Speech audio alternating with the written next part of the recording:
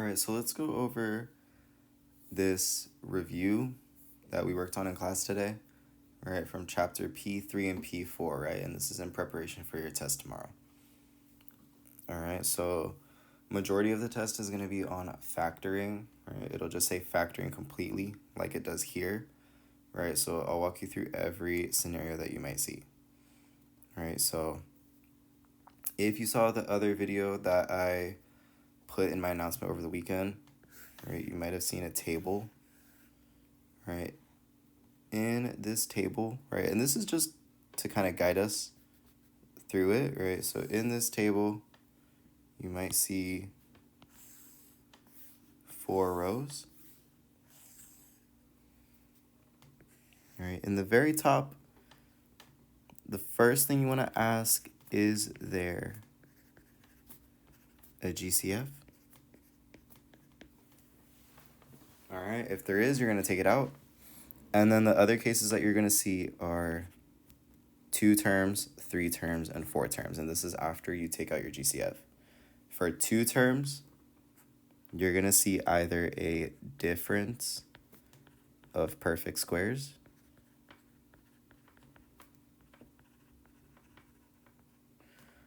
or a sum or difference of perfect cubes. All right. And then for 3 terms, right, so if you have 3 terms, it's either going to be a perfect square trinomial, or it's just going to be a trinomial that you have to factor another way. Now, on the test, you're probably not going to check each trinomial that you see to see if it's a perfect square trinomial. So I'm just going to go through the regular x squared plus bx plus c, and this is when your coefficient is 1. And then ax squared plus bx plus c. And this is when your coefficient is not 1. All right? And then when you have 4 terms, you just factor by grouping. All right? And then this is just a guide, right? If it helps you, then you can remember it, or if it doesn't help you, if you want to just go through the problems, that's fine too. All right, so let's just go through the first problem, right? We're going to go through all of them. All right, so the first thing you want to ask, is there a GCF? In this case, there's not a GCF, right? X squared minus 10x plus 16, there's no GCF there, right? And now you want to ask, how many terms are there, right? There's 3 terms here, so it is a trinomial, right? The first term, we don't see anything in our coefficient of the x squared, so we assume it's 1. All right, and now these are some of the easiest problems that you're going to get. These, you just have to you have to find 2 numbers that multiply to the last term. All right, and then you want to find 2 numbers that add to the middle term, negative 10. All right, these 2 numbers should be negative 8 and negative 2. Negative 8, negative 2, or whoa. And then once you get your numbers, you're just going to get x minus 8, x minus 2. All right, like I said, these are some of the easiest problems that you're going to get. All right, and then the next one, number 2, same thing. Is there a GCF? No. Right, it's a trinomial, right? The first term is 1, so you're looking for numbers that multiply to 63 and that add to 16. All right, these numbers are 9 and 7. All right, now that you have your numbers, you're just going to write t plus 9, t plus 7. All right, and there's your factored expression. All right, so you guys can probably guess what the next one's going to be. All right, s squared minus 19s minus 42. All right, our first term, again, is 1. All right, so we're looking for 2 numbers that multiply the last term, negative 42, and that add to negative 19. All right, so get comfortable looking for factors, right? Because I did this in class with a lot of you, and maybe it might have been a little bit tricky, right? So upon thinking about this for a little bit, hopefully you come across the factors of 21 and 2, negative 21, right? And then negative 21 and positive 2, right? Add up to negative 19 and multiply to negative 42, all right? And then once you get these, it's the same process, right? So you just do s minus 21, s plus 2. All right, good. All right, and now the next one, as always, first thing you want to ask, is there a GCF? This one there's not. Now it is a trinomial, but this time the first term has something other than 1 in the coefficient, right? This time we have a 5. Right, so this is going to be a little bit different. Right, so we're going to do 5 times 20. Right, so I maybe make the big X. So you might have seen this before. Or just do it the same way as that you've been doing it before. Right, it doesn't really matter. So you're looking for terms that, or you're looking for factors that multiply to 100 that add to negative 52. All right, so your two numbers, right? If you think about this for a little bit, you should find negative 50 and negative 2, right? Now, this isn't like the last examples where you can get your answer right away, right? This one you have to split up the middle term. This is going to become negative 50b minus 2b, right? And then you can bring down the plus 20 and bring down the 5b squared. All right. And then now that you have 4 terms written out, you're going to group them and factor by grouping. Right? GCF of the first pair is going to give you 5b. Right? So if you take out a 5b from 5b squared minus 50b, you're left with b minus 10. And then you want to do the same thing for the next pair. Right? So the next group that you see, negative 2b plus 20, you're going to take out a negative 2. Now, 2 is also a common factor, but keep in mind you want to match the inside of the parentheses. All right, so I have b minus 10 and a b minus 10. They match. When this happens, you can just write it once. All right, and then do 5b minus 2 in its own group. Right, so we're keeping the GCFs that we took out, and we're putting them in our own group. All right, so then this should be your final answer. All right. Same thing with number 5, right? You can't take out a GCF from 2x squared plus 23x plus 45, right? So it's going to work the same as before. We're going to multiply the first and the last term. 2 and 45 are going to get you 90, all right? And you want factors of 90 that add up to 23. All right? Think about this for a minute, all right? Try to come up with the answers yourself, right?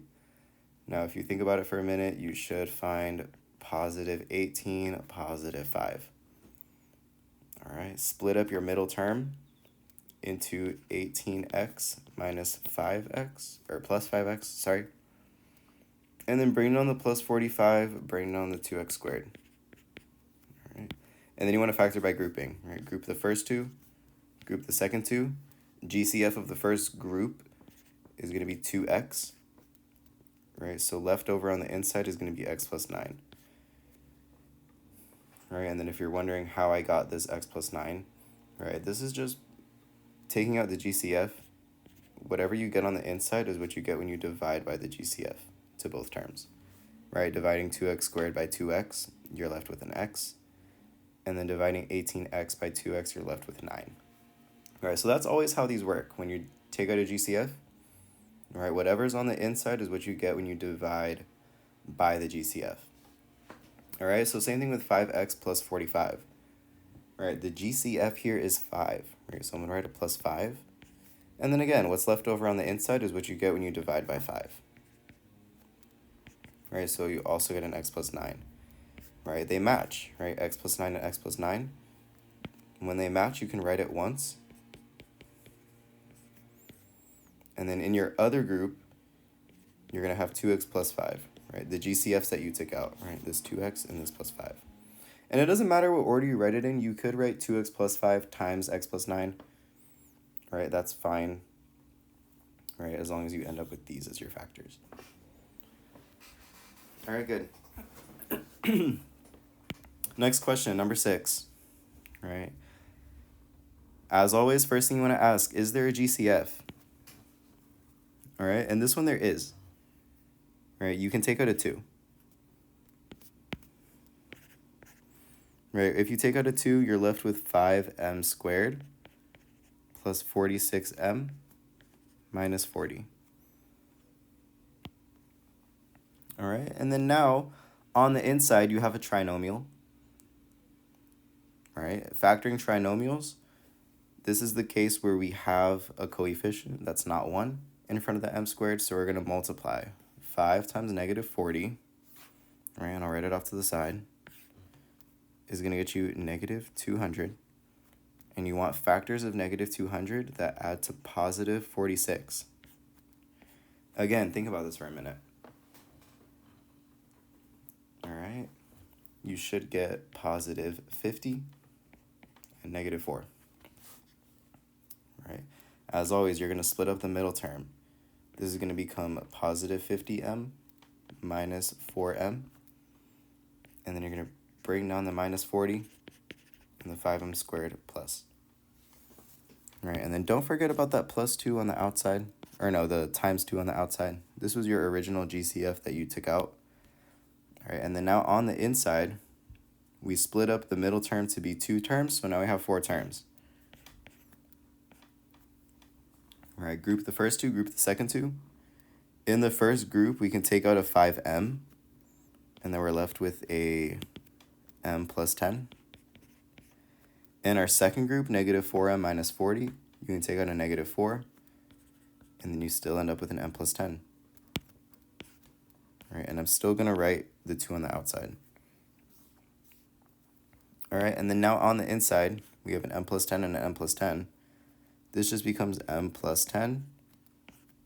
And then in the other parentheses are going to be the GCFs of 5m and negative 4. And then again, don't forget the 2 on the outside.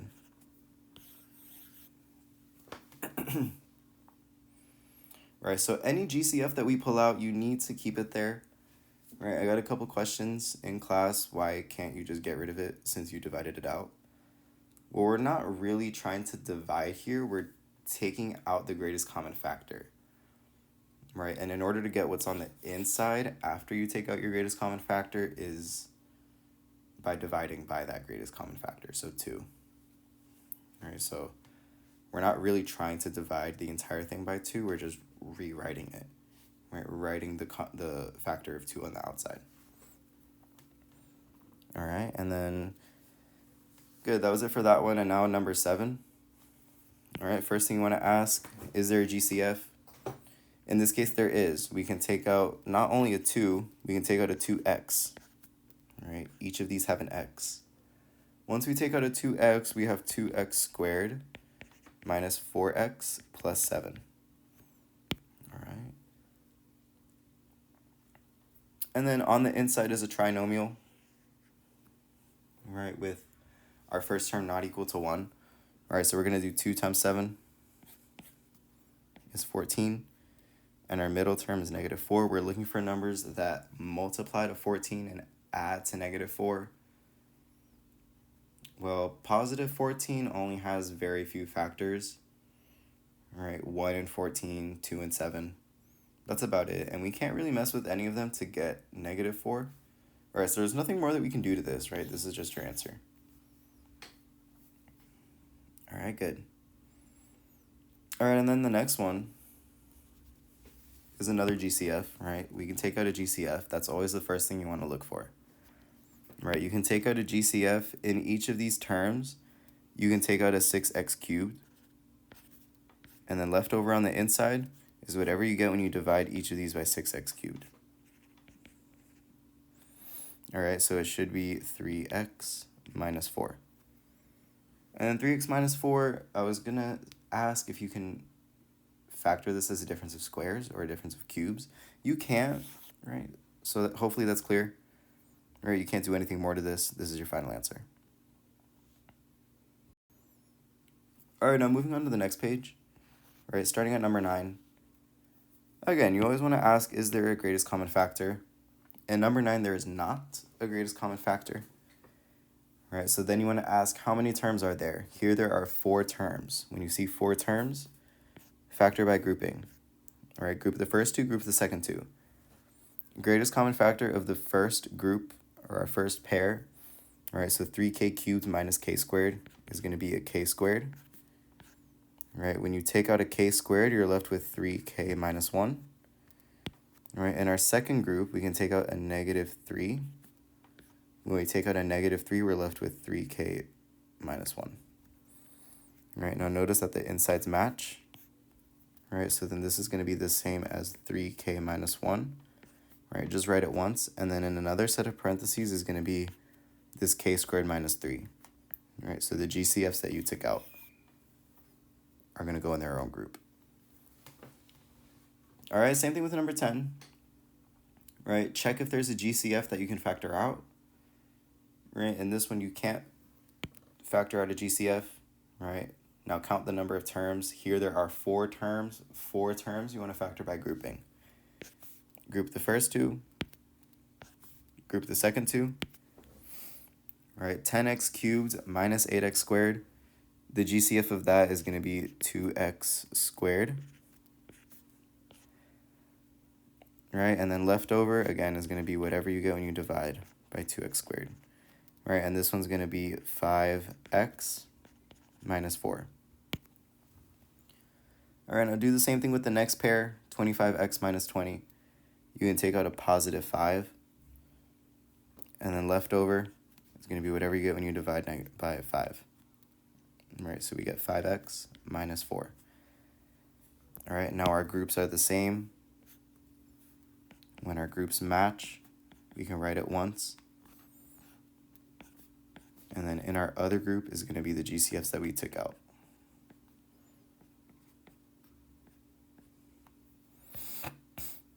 All right, so 2x squared and 5, and they go in their own group, right? So this is your final answer.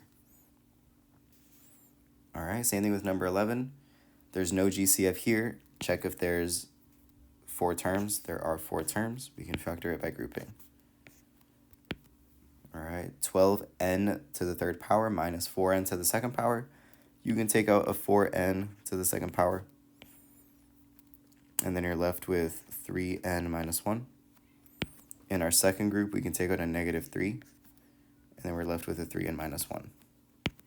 All right, so 3n minus 1, 3n minus 1, it matches. So we can write it once. And then in our other set of parentheses is going to be 4n squared minus 3, right? The GCFs that we took out. All right, good. Now number 12, right? First check if there's a GCF, right? We don't have one here. Now ask how many terms there are. Here there are 2 terms. Now we only had 2 cases with 2 terms. It could either be a difference of perfect squares or a sum or difference of cubes.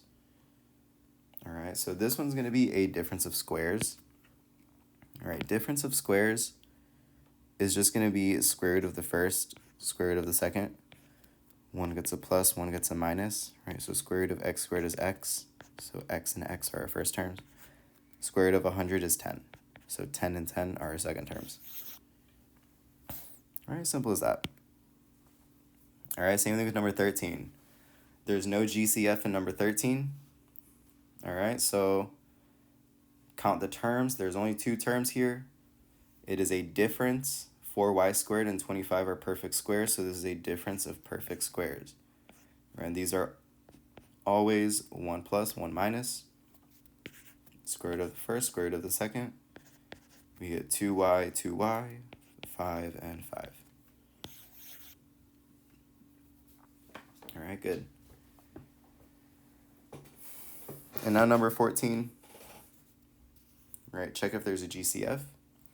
In this case, there is, right, we can take out a 5x to the third power.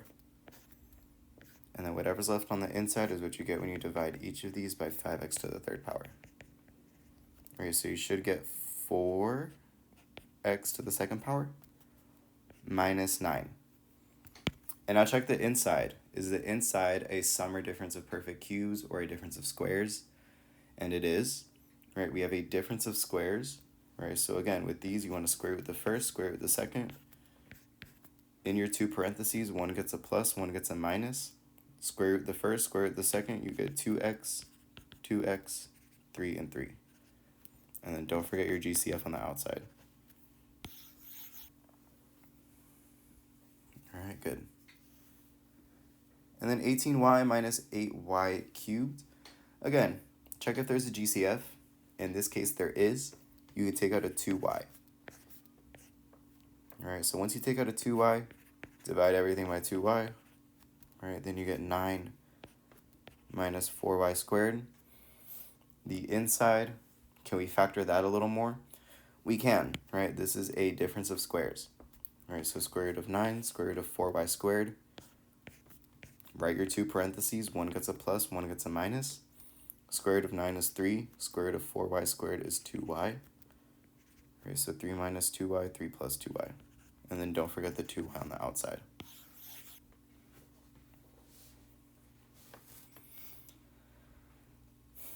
Okay, and then the last one. All right, now this one, there's no GCF. All right, there's only two terms, right? It's not a difference of perfect squares. This one is a sum of perfect cubes. All right, so with these, I like to write the parentheses first and put the signs already. All right, so the signs go same, opposite, always plus. So you might remember the abbreviation, SOAP, same, opposite, always plus, to set up your parentheses. And then in your first set of parentheses is going to be the cube root of the first and the cube root of the second. So it's going to be v plus 4. All right, and then in your second factor, you're going to square the first term, multiply the first and second together, and then square the last term. And that's all you have to do. All right, and now this last page is from section P3. All right, so you won't be tested as heavily on this as the factoring, but you still need to know it. All right, so just to refresh your memory, right, when you're finding the sum, these are some of the easiest problems that you're going to get. All you have to do is drop the parentheses and combine like terms. All right, so 10h to the fourth, 19h to the fourth are like terms. It's going to give you 30h to the fourth. Right, negative 15h squared plus 10h squared are like terms. We're going to get negative 5h to the second power.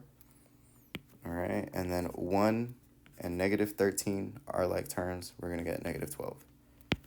Let me write that better, negative 12. And then there's your answer. All right, same thing with number 18. All right, so again, we're finding the sum. All right, don't make this any more complicated than it needs to be. You just need to drop the parentheses and combine like terms. 16y, 32y, combine those, you get 48y. Negative 12 and positive 3, combine those, you get negative 9. Simple as that. Now with finding the difference, all right, the difference makes it a little bit different, but not any more difficult. Right, this negative is just going to change the sign of everything on the inside of the parentheses. Right, so 9b squared minus 12 plus 6b becomes minus 9b squared plus 12 minus 6b. All right, and then our first polynomial, we didn't do anything to that, so we leave it unchanged. All right, and then now that we have this, we combine like terms. 14b squared, 9b squared are like terms, they're being subtracted. We get 5b squared. Negative b, negative 6b are like terms, right? So we get negative 7b. Don't forget that this negative b is an imaginary coefficient of 1. All right, and then negative 1 and positive 12 are going to get you a positive 11. All right, good. Let me write that better. All right. All right, same thing with the second one, all right? This negative on the outside, or negative in between them, is going to change the sign of all of these signs in the parentheses. Right. The first one, we didn't do anything to that. Negative 11w cubed plus 3w minus 8. And then the next one, we change all the signs. Plus 2w cubed minus 9w minus 3. And then combine like terms. Negative 11w cubed plus 2w cubed becomes negative 9w cubed. All right, plus 3w minus 9w becomes minus 6w. Negative 8 minus 3 is going to get you negative 11. All right, and now finding the product. These should be super easy, right? If you see a binomial times a binomial, you just have to FOIL. All right, first times the first is going to get you 2x squared. Outer times the outer is going to get you plus 12x. All right, inner times the inner is going to get you negative 4x. Outer time, or last times the last is going to get you negative 24. All you have to do is combine like terms now. 12x minus 4x is going to get you 8x. Bring down the negative 24. Bring down the 2x squared. All right, and now when you have a binomial times a trinomial, right, you're just distributing each of these terms to each of the terms in the trinomial. All right, so it's going to look something like this. Right, so x times 3x squared is going to be 3x cubed. X times negative 8x is going to get you negative 8x squared. X times 4 is plus 4x. All right, negative 2 times 3x squared is negative 6x squared. Negative 2 times negative 8x is going to get you positive 16x. And then negative 2 times 4 is negative 8. And then you combine like terms. Negative 8x squared, negative 6x squared is going to get you negative 14x squared. 4x plus 16x is going to get you positive 20x. All right, and then you leave the negative 8 and the 3x cubed alone. Another way that you've seen it, if you've seen Ms. Fernandez's videos, you've maybe done the box method, or maybe you learned this from Algebra 1. Right, I didn't teach this in class, but if you like it, then it's going to look something like this. So you have a box, and then in this box, right, it's a 2x3 box. All right, this one's going to be the terms in our binomial, so x and negative 2. And then this one's going to be the terms in our trinomial, right? So 3x squared minus 8x plus 4, right? So each one of these gets a little box. And now we're multiplying in each box, right? So in this box, for example, we're multiplying 4 and x. It's going to get us 4x. In this box, we're multiplying 4 and negative 2, negative 8. All right, in this box, we're doing negative 8x times x. It's going to give us negative 8x squared. And this one's going to get us negative 8x times negative 2 is 16x. All right. And in this last one is going to be 3x squared times x, which is 3x cubed. And then 3x squared times negative 2 is negative 6x squared, right? And then now you just combine like terms from here, right? So negative 8x squared and negative 6x squared combine to get you negative 14x squared, right? 4x and 16x combine to make 20x. And then nothing combines with negative 8. Nothing combines with 3x cubed, right? So you still get the same answer. Right, I know I didn't teach this in class. If you're watching this and you've never seen it before and you're confused, don't worry about it, right? You've done this before this way, right? I taught you this way how to do it, right? But if you like the box method, right, that's how you do it, right? Just line up each row and column with the term, all right? And then that's your review.